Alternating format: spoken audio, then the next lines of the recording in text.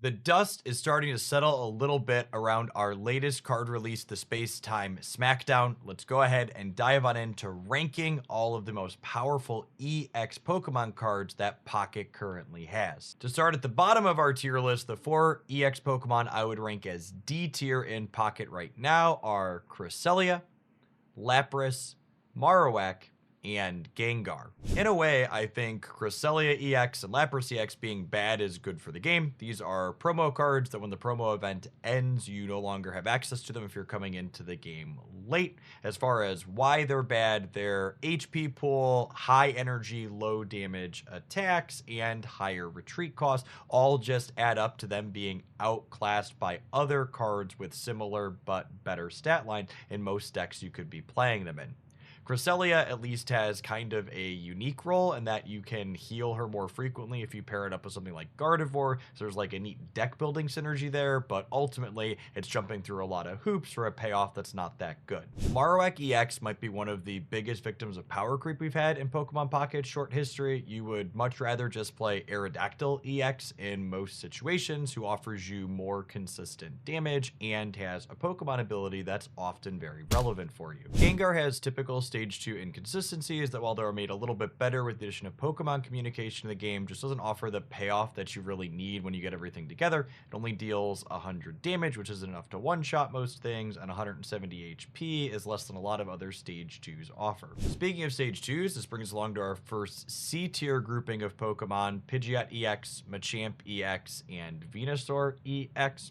While all of these are a bit more consistent with the addition of Pokemon communication to the game, they come up short in other places. Pidgeot EX, I think, is largely worse than other options like Yanmega in the space that are more consistent to get together and also offer more consistent damage at a similar energy cost. Machamp, likewise, is reasonable when going second, but its lack of flexibility when going first means you'd often rather be playing a different Stage 2, such as Gallade, who we'll talk about later.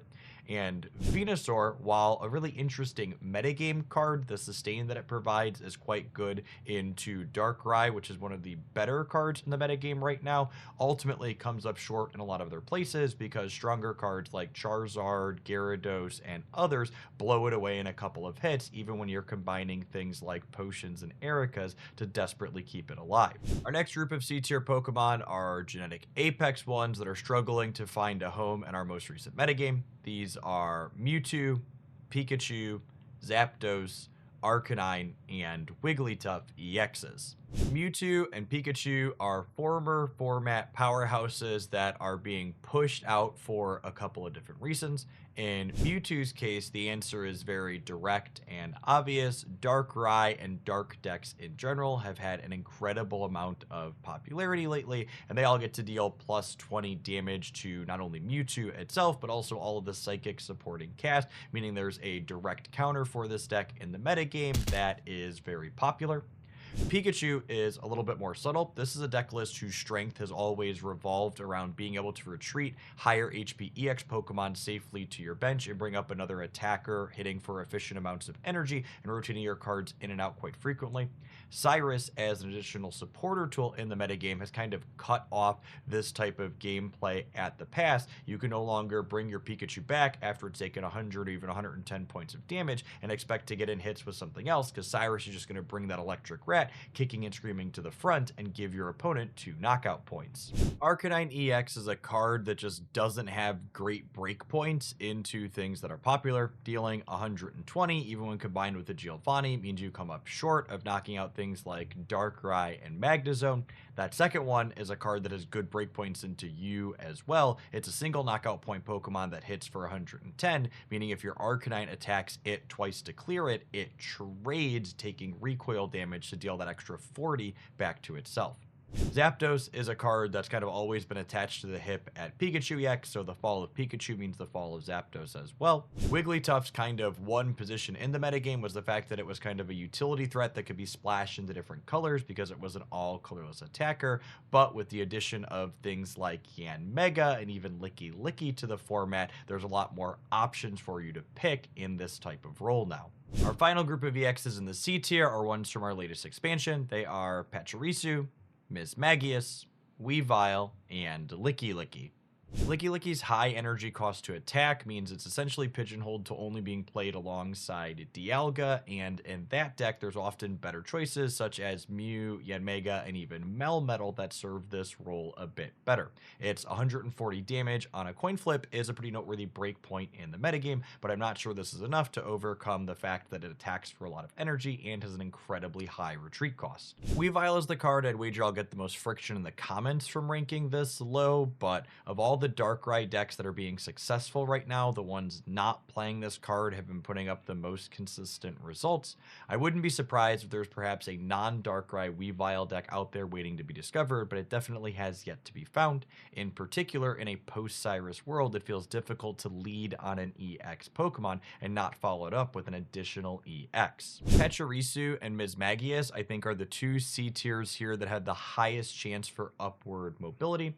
These newer cards have really aggressive draws where they can just run your opponent out of the game, but it feels like the correct supporting cast around them has not been found yet, so I wouldn't rank them higher than C just because they don't have any consistent results in our first week since the set dropped. We kick off our B tier EX Pokemon rankings with Articuno EX, Starmie EX, and Blastoise EX. I have these three grouped together because these are kind of the Manaphy bench warmers in my mind. Manaphy is one of the most powerful cards out of our new expansion, allows you to amass an incredible amount of energy advantage if you activate it even just twice.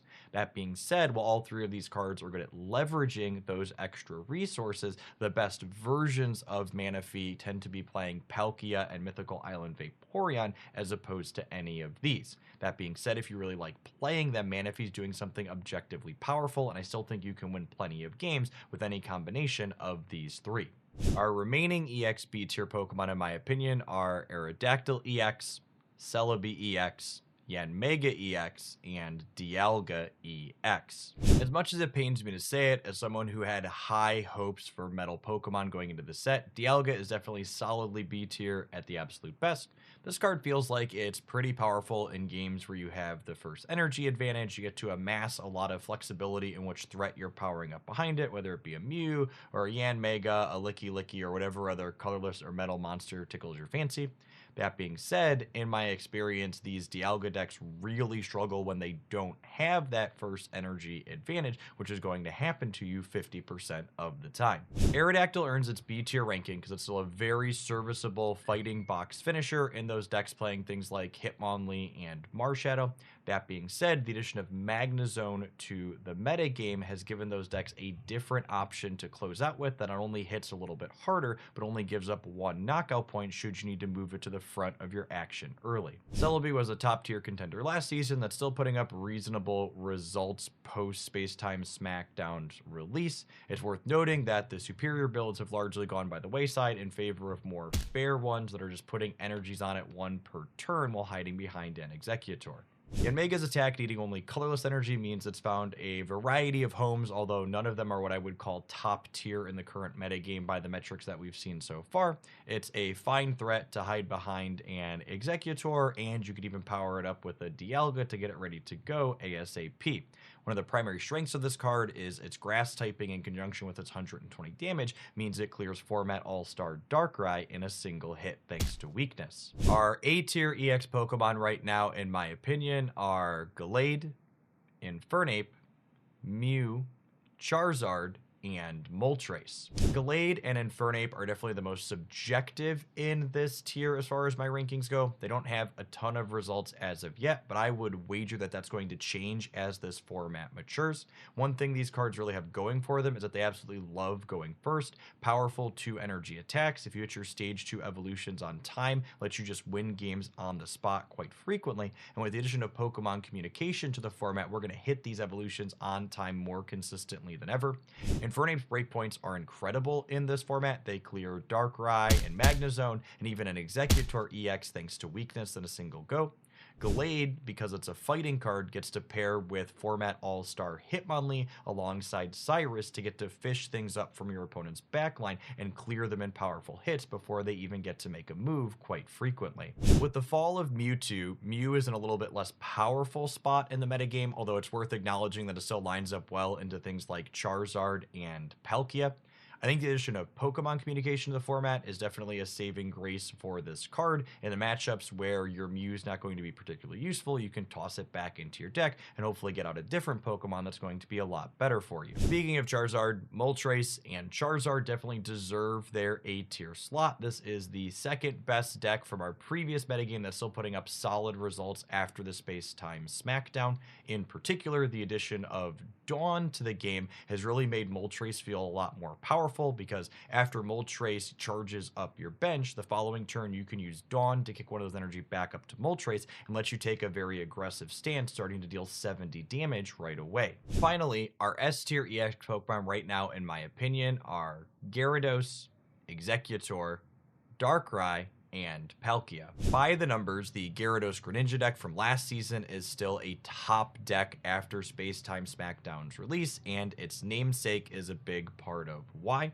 The addition of Cyrus to this deck in tandem with Greninja also gives it extra utility, letting you chase down things that have retreated as well as pull things up that were trying to get away.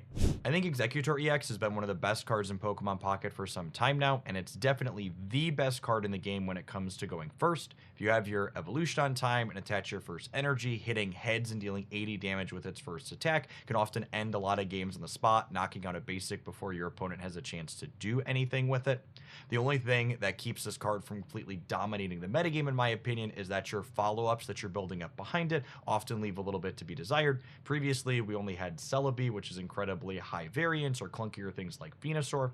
Our newest expansion added Yanmega to the format, which I think is its best partner as of right now, but it lacks the big finishing power that things like Gyarados or Charizard have in the other colors. Darkrai and Palkia are definitely the most powerful EX cards from our latest expansion. Palkia alongside Manaphy powers up a ton of different things on the bench very quickly in a way that snowballs games that your opponent's going to keep up with. And that's even before you mention the fact that sometimes you flip a bunch of heads on Misty and win the game on the spot.